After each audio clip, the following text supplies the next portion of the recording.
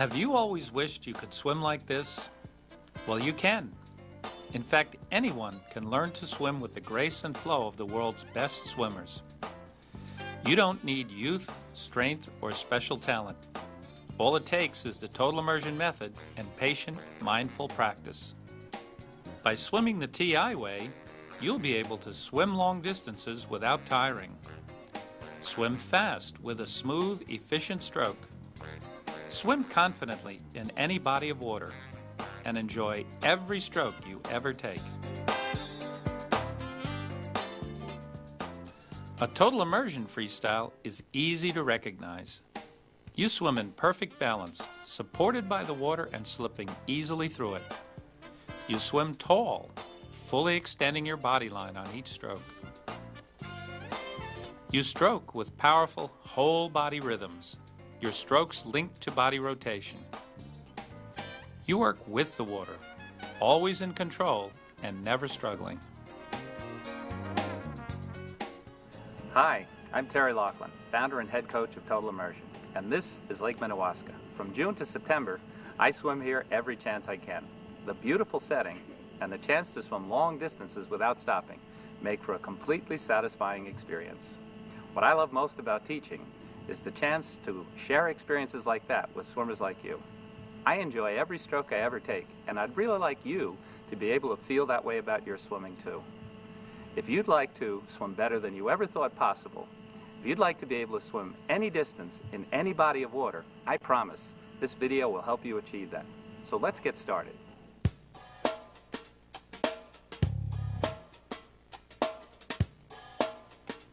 Mastering balance is the key to success in the TI drill sequence. You may find it easier to learn balance with a partner. We call this team learning. In team learning, the head coach provides support and assistance while the swimmer masters the positions and learns to relax.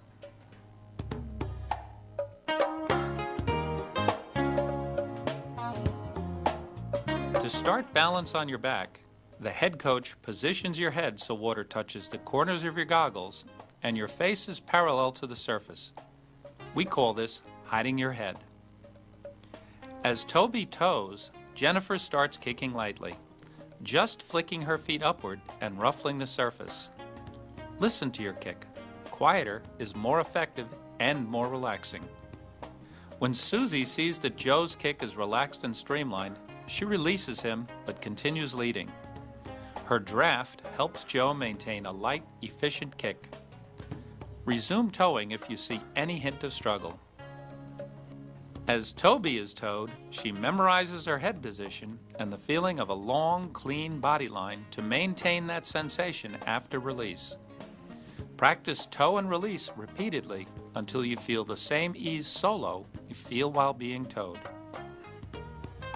As you practice solo, focus mainly on keeping calm water at the corners of your goggles and lay back until your hips and legs feel light.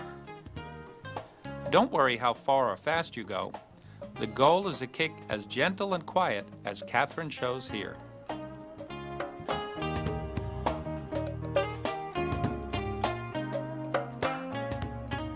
In sweet spot, balance should be even easier and your kick more effective. As Joe tows Susie, he makes sure her head is hidden and stable, then helps her rotate barely enough for the knuckles on her right hand to clear the water.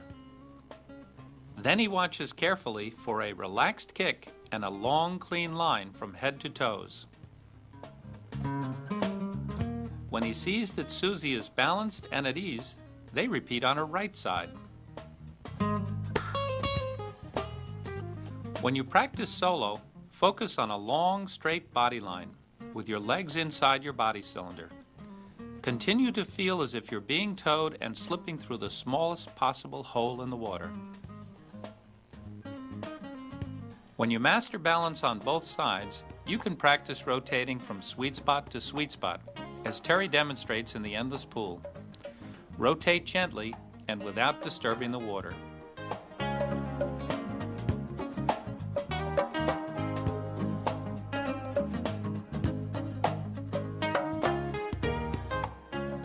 You don't need much of a kick to swim efficiently, but a poor kick can make the drills more of a challenge than they should be. These exercises can improve your kick enough to drill smoothly. Towing helps you relax and keep your kick gentle and compact. This is far more effective than kicking harder. Try to feel the same after release as you did while being towed, even if for a short distance. This will help imprint the right habits. Patiently increase your solo drilling bit by bit. Learning to relax is far more important than kicking hard or fast. Vertical kicking improves your efficiency by teaching you to kick from the top of your leg, like a pendulum. This increases propulsion and reduces drag. Stand tall and kick with a long, supple leg. Lengthen your leg from hip to toe and keep your kick compact. A tight, steady kick like Catherine's takes less energy than a wide, slower one. You can scull your outstretched hands for support as you learn the position. As your kick improves, fold your arms as Joe does. The most important role of your kick is to help rotate your body. Improve your feel for this by practicing quarter rotations every few seconds. If you feel vertical kick is helping your efficiency, it's helpful to start back balance or sweet spot with a bit of vertical kick, then lay back into position as Catherine does here.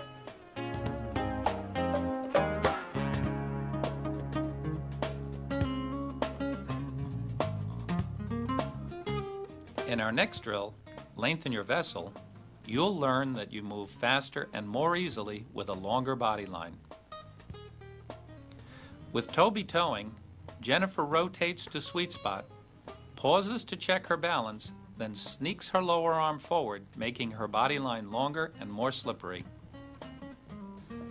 Susie checks Joe's head-spine alignment, then begins towing on his hand to emphasize the long vessel feeling. She also positions his hand just below the surface. Joe balances effortlessly because he lays back with his head hidden. He also extends his body line from fingertips to toes to slip through the smallest possible space in the water. After release, use the lightest kick to keep moving, keeping your feet inside the same space your body traveled through. Take the time to be comfortable and slippery on both sides before moving to the next drill. As Jennifer demonstrates, it's a relaxed kick and a sleek body line, not effort, that make the difference.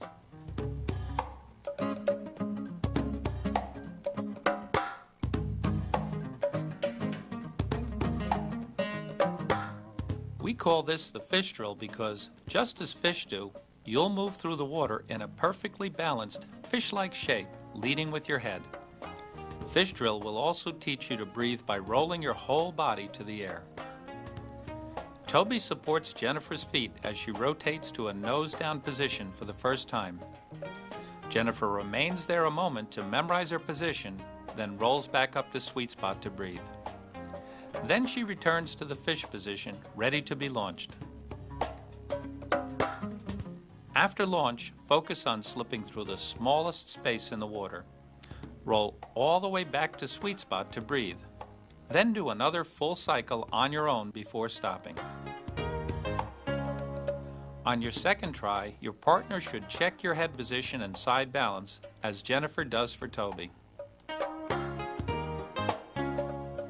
This is precisely the same head position you'll use from now on. As Catherine shows in a switch drill,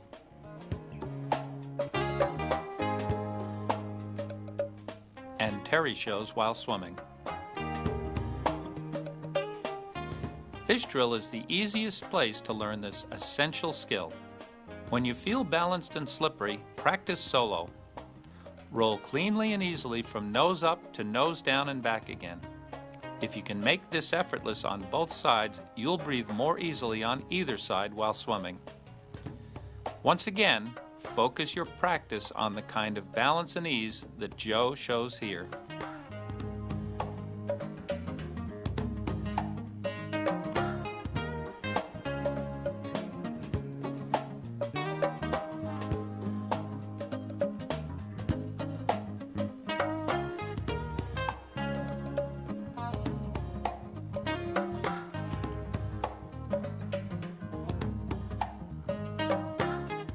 It's an easy transition from fish to our skating drill, which teaches you how balance will feel when swimming and how to stay long and balanced while breathing. Start in the fish position. Then extend your lower arm so your hand is below your head. Can you see how Jennifer's balance improves with her arm extended below her head? Also, notice that her head is right where it was in fish. To breathe, roll back to sweet spot. Stay long and sleek as you roll all the way to where you can breathe with ease. Breathe deep and slow before you return to fish position. You can also start in sweet spot. Notice how Susie draws Joe's hand down and forward to improve his balance as she launches him. Think of the line along the bottom of your body as 3 o'clock. If you balance effortlessly, like Susie, you can position your hand at 3 o'clock. Then, flex your wrists so your fingertips point down. Because Joe is quite lean with long legs, he angles his arm to 4 o'clock. Any swimmer who really struggles with balance or her kick should point her arm to 4:30 or even 5 o'clock. When swimming, you'll extend your hand to the same position you imprinted during this drill. Be patient in getting these positions right. Attention to detail will make all the difference in how comfortable you feel in advanced drills and swimming. You'll learn faster if you and a friend coach each other in practice, just as Joe helps Susie in a lap pool and Terry assists Fiona in an endless pool. Plan to practice skating drill for as long as you swim. The more you practice it, the more balanced and slippery your swimming will be. This is a good place to put your skills to the test. Start from balance and skating position, as Catherine does here, then add a few strokes. Maintain your head position, reach your hand to the same spot, and feel the same balance. After 3 or 4 strokes, stand up, catch your breath, and do it again. This will give you a preview of your new stroke.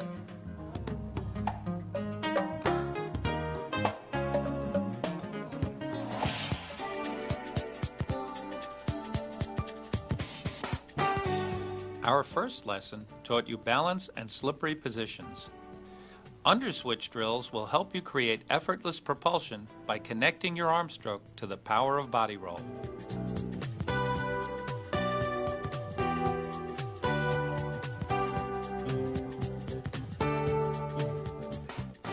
This skating variation reinforces balance and slippery positions as it teaches you recovery timing that helps you swim taller. After balancing in skating position, sneak your rear hand and see it under your nose. You should probably complete 4 or 5 cycles in 25 yards. Here Joe gives a great demonstration in how to slip through the water like an arrow through the air. His skating position is perfect as he looks at his hand. Pause here to check that you're still balanced in skating position, then return your hand to your side. Notice how Jennifer bubbles out from her nose while looking down. She could make her position even better by turning her left palm down and angling her fingertips toward the bottom. From overhead, you can see how Terry rolls back and forth cleanly like a log, how he breathes deeply in sweet spot, and how he stays poised on his side as his hand comes forward. Mastering this will help you imprint timing for underswitch, our next drill.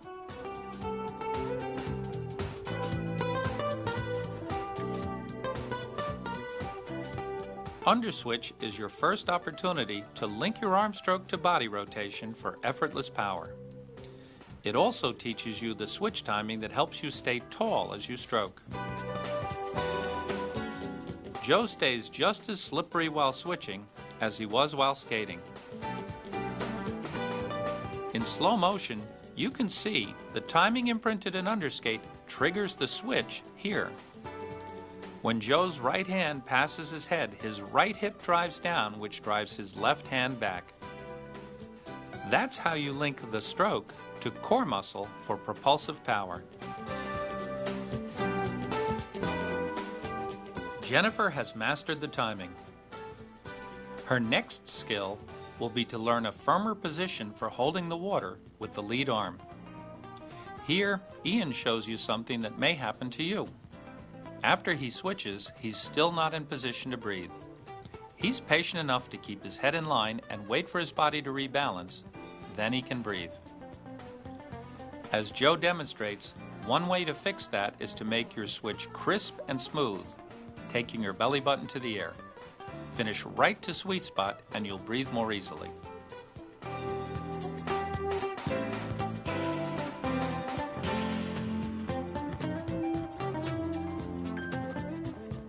Now that you've felt the power of whole body movement, we'll bring swimming rhythms to that movement. In double underswitch, you add rhythmic rotation, but still have leisure and sweet spot to plan your movements. Here, Susie shows us the key skills in this step. She looks directly down while switching, keeping her head right in line with her spine.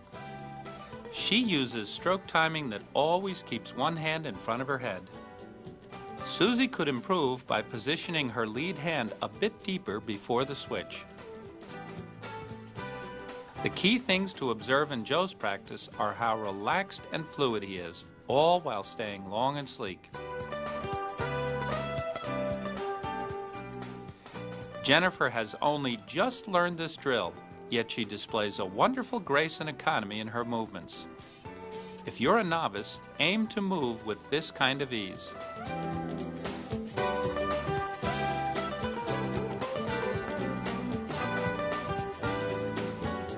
Toby, also a novice, holds her head a bit high, but has really mastered the switch timing.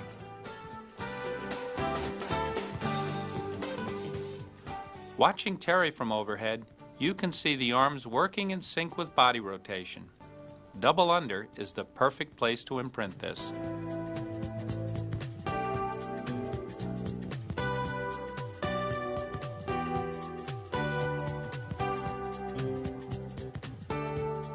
Triple underswitch is simple.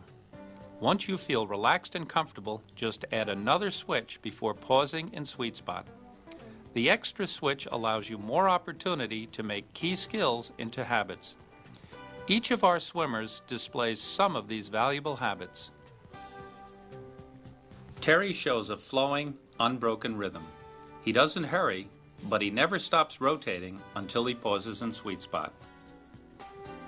Ian really hugs the surface with water flowing over the back of his head throughout his switches. Susie is a master of timing. She switches at the same moment every time. As in his other drills, Joe is about as slippery as you can be. You might say he pierces the water, even as he sneaks his arm and switches. Susie shows how to relax your legs, which saves energy for longer swims. Pause your kick while switching, then pick it up again, gently, in sweet spot. Terry shows that you can improve your rhythm by rolling a bit less during your switches. Now is the best time to learn to solidly anchor your hand. When Joe sees his hand, he flexes his wrist to turn the other hand and forearm into a lever for holding the water.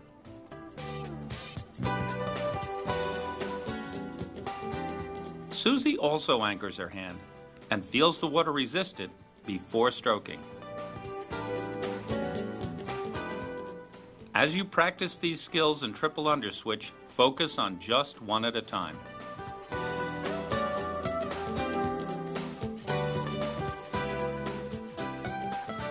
After you've mastered triple under, you might have a little fun with underwater freestyle, if you can do it as Joe demonstrates here.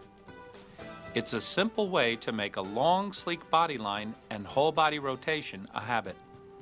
Start with a deeper push-off than usual. The extra water resistance will make you more aware of keeping your head in line, extending fully, and rotating to slip through the smallest space. This is also a good exercise for improving your sense of balance. Underwater freestyle will definitely teach you more about finding the easiest way to move through the water.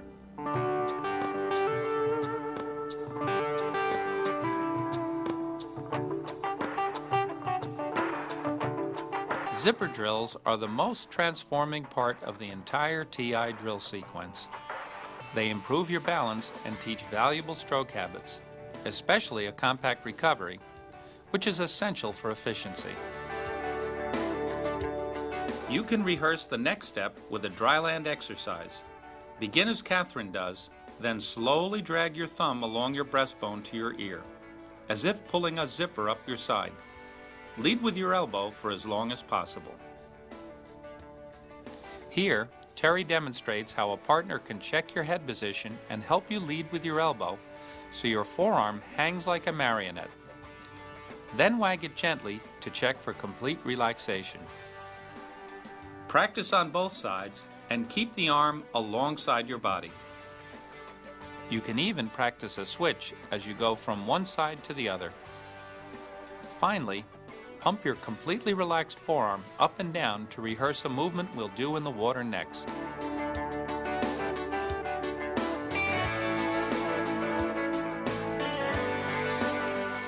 Zipper skate will be the most valuable balance and body position drill you'll ever do because it teaches you how to lay on your lungs. With that feeling, you'll swim and drill better than ever. Joe shows here how critical it is to make sure your head and lead hand are correctly positioned before you start the zipper movement. With that foundation, he's perfectly stable, even with his arm poised overhead. Also, notice that he keeps his hand completely underwater and his arm alongside, not above, his rib cage. Jennifer's a bit of a sinker, but as long as she keeps that lead hand at 5 o'clock, she'll sink in equilibrium with hips and shoulders even, a valuable balance lesson. Ian also sinks a bit, but because he stays balanced, he has great control. Can you be so relaxed that the water flexes your hand back, as Ian shows? When you feel great balance, pump your arm alongside your ear as Joe demonstrates. This will imprint where you'll make the switch in our next drill. Practice until you feel as if you can glide effortlessly like this. The more balance you feel, the better you'll swim. And here, Joe and Ian show the great value of using the TI team learning approach while practicing zipper skate. Here, Joe is pushing Ian gently along from behind the elbow. This heightens the feeling of having the elbow leading while allowing Ian to feel a completely effortless glide. Next, Ian helps Joe perfect his side balance position, which Joe maintains for a moment before doing one switch. When drilling solo or swimming, recall the balance and control you felt while doing this exercise.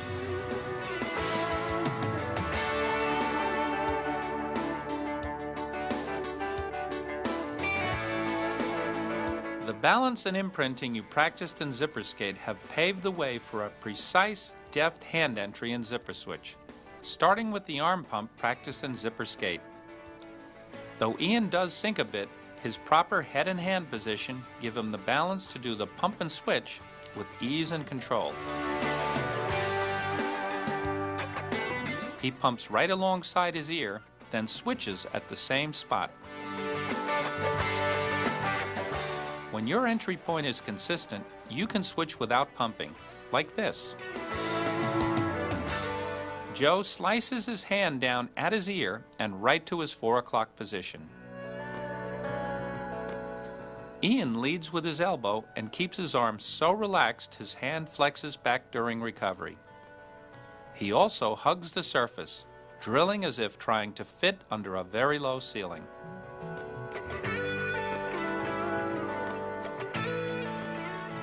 Watching Terry in the endless pool gives you another look at where the hand slices down, right beside the ear, while the other arm is still outstretched.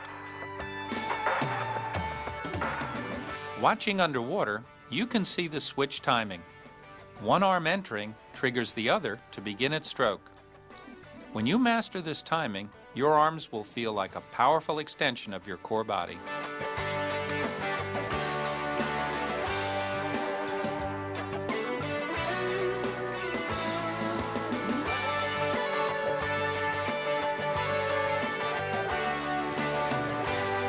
As in double under, multi-zipper brings swimming rhythms to the movements you've just learned.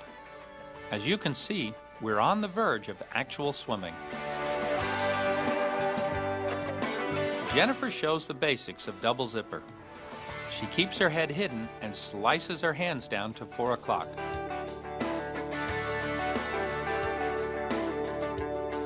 Joe keeps his hands wet and soft during recovery and always slices down right at his ear. With good balance and rhythm, you can do as many as 6 or 7 switches without becoming breathless. Notice how consistent the timing of his switches is. Also notice how he flows effortlessly down the pool and how his head and lead hand glide continually past lane markers. Like Ian, Catherine hugs the surface as if she were swimming under a very low ceiling. Jennifer has mastered relaxation and ease. Her next focal point will be to slice her hands in a bit earlier. Catherine consistently slices her hand to her 4 o'clock position.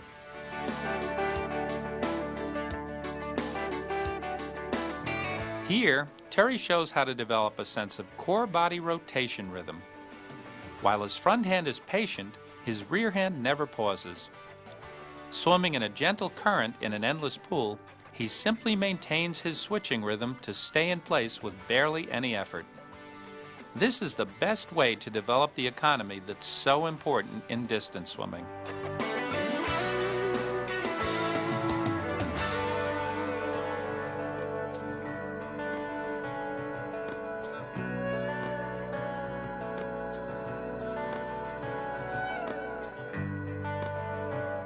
Once more, Joe and Ian show the great benefit of team learning. First, they help each other heighten their sense of having the elbow lead recovery and slicing the hand steep and deep on the entry to help your balance. Then, they gently restrict the wrist from moving past the elbow too early, or, as Ian shows, helping the elbow move forward a bit more.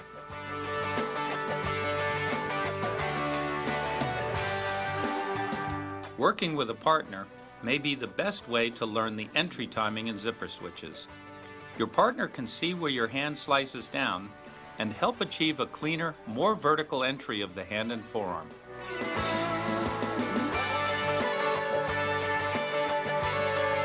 Ian uses a light touch to help Joe lead with the elbow a bit longer. That helps Joe understand the feeling he should strive for.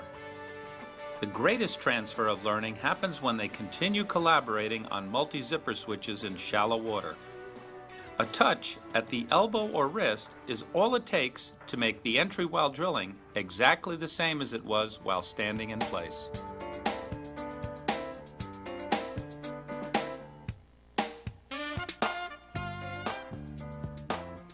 Lesson 4 will guide you from fluent drilling to a beautiful new stroke. You'll also learn the best way to fit rhythmic and seamless breathing into your stroke.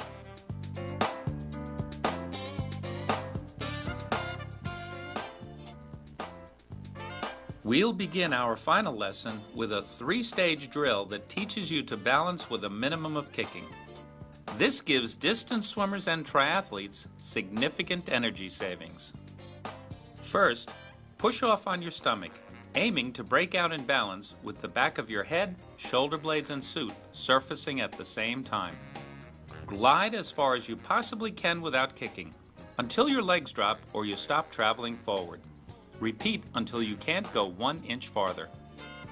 Next, push off and take 1 stroke to put yourself into the skating position. Again, no kicking. Focus on driving the other hand deep, to the same position you imprinted in the skating drill. Concentrate on driving your fingertips down.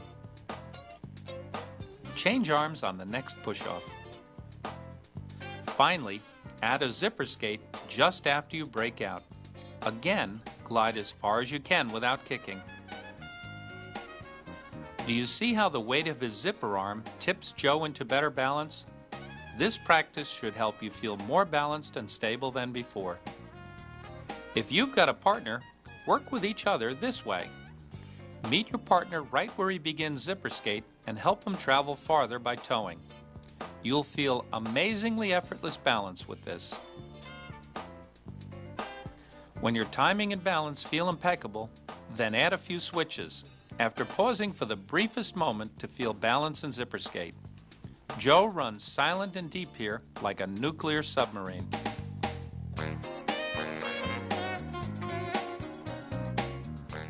In our final drill, over switches, we'll take the hand out just barely and slip it right back in with hardly a ripple. Over switches imprint a more balanced and efficient entry. Here's a great example of imaginative, mindful rehearsal. While Joe is an elite swimmer, he still cares about getting the little details just right. In this case, to have a completely relaxed forearm enter the water with surgical skill. You can see how good he feels to get it right. Then he can return to practicing switches with a better sense of his entry.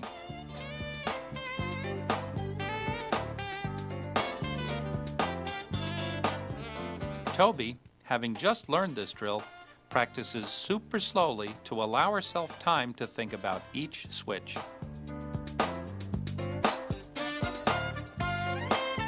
Catherine, by practicing with fist gloves, achieves an extraordinary level of finesse.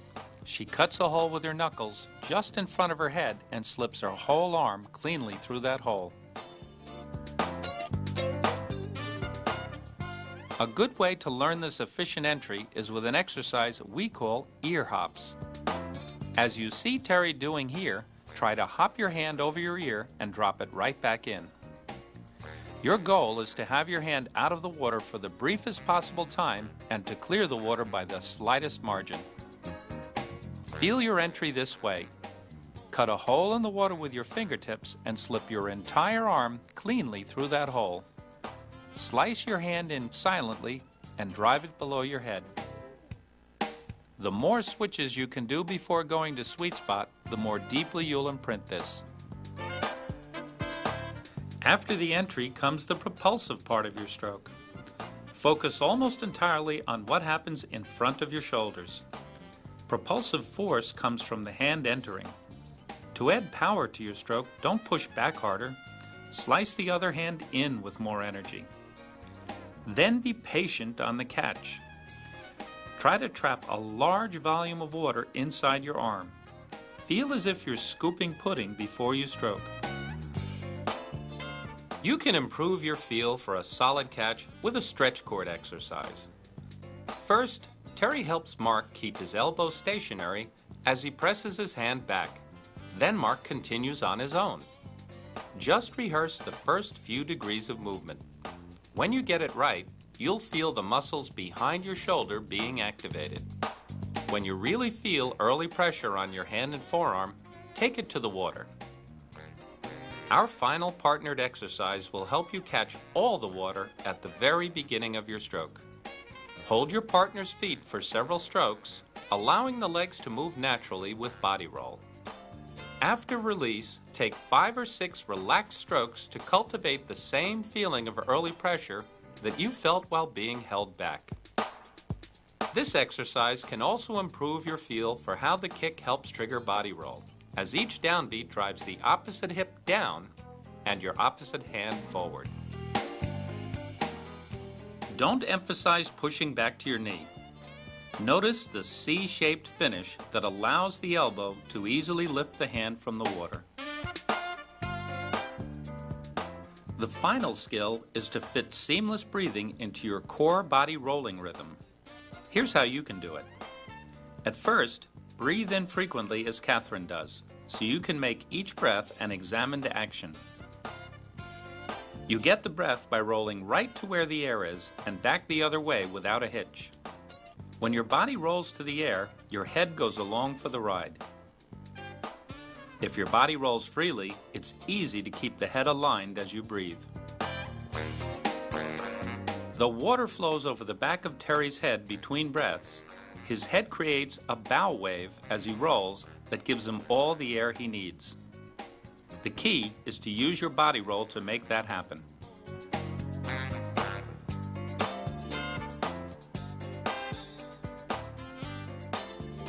If you've gotten stuck on breathing, these drills will help you. Push off into skating position. Then, grab several quick bites of air without rolling to sweet spot. After a few practice bites, then try one stroke cycle with a regular breath. Next, do as Jennifer shows here, alternating one luxurious pause in sweet spot with one rhythmic breath.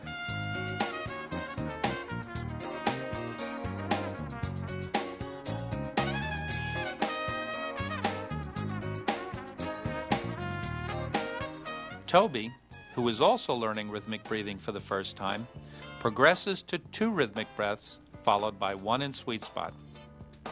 She has brief pauses but is moving toward a seamless rhythm. Here, Jen does the same exercise. Her 2 consecutive rhythmic breaths show a real ease and flow. If you add 1 rhythmic breathing cycle at a time, you'll always practice control, never practice struggle.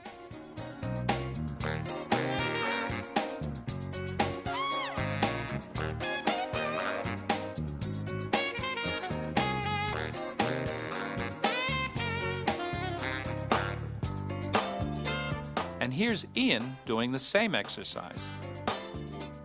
The next step would be 3 rhythmic breaths followed by 1 in sweet spot. Never fall into the trap of practicing struggle.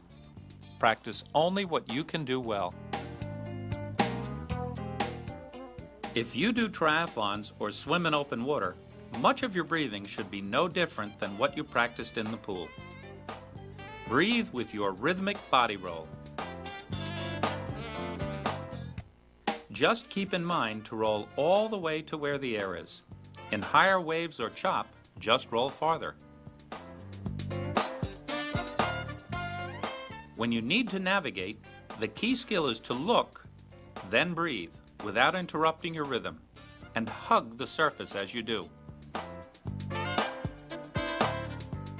Terry skims his goggles just over the water, takes a snapshot view, then breathes as he finishes his roll to the side. You'll save time and energy by maintaining your normal stroke and breath rhythm as you sight. And don't forget that you've always got your sweet spot. Anytime you need a bit of rest, just roll to sweet spot for a few extra breaths, then resume normal breathing.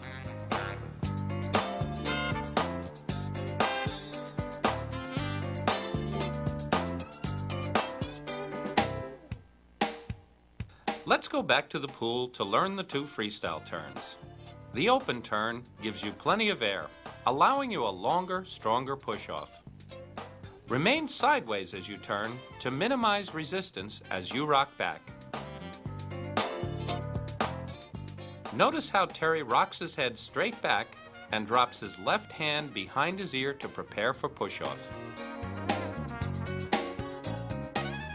Underwater, he tucks his legs tightly to reduce resistance, drops back sideways, uses his right hand to help pull his body under, puts one hand atop the other as he reaches a horizontal position on his side, and squeezes into streamline as he pushes off and rotates. The flip turn is faster, but it's essential to do it economically to avoid oxygen debt. Approach the wall in a straight line, somersault straight over, then leave the wall on the same straight line. Rotate after your somersault so you can push off on your side. Make your turn easier and faster by keeping your heels as close to the surface as possible and hitting the wall with as little noise and splash as you can. Terry initiates his somersault by tucking his chin and trying to bring his nose to his knees.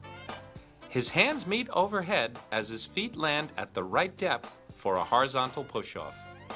Then he pushes off on his side and strokes the bottom arm first.